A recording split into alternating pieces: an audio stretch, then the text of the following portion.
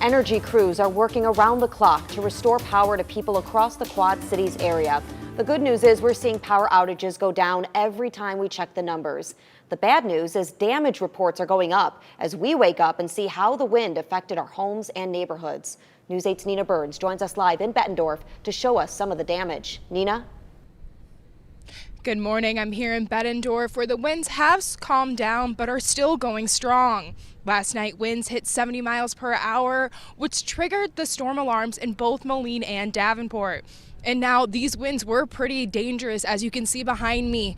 One power line has completely been snapped in half at Parkway Drive and 20th Street. Now there are barricades surrounding us, but they have been pushed to the side as the scene has been cleared of hazards. Mid-American Energy, who is the primary electric provider to the Quad Cities, says their severe weather caused multiple power outages. In the Quad Cities, Iowa side experienced just 7 power outages, but Illinois was hit hard, suffering 315 outages according to the company.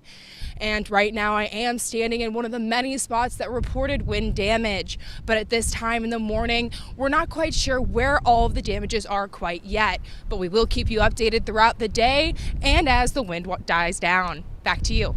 Nina, thank you.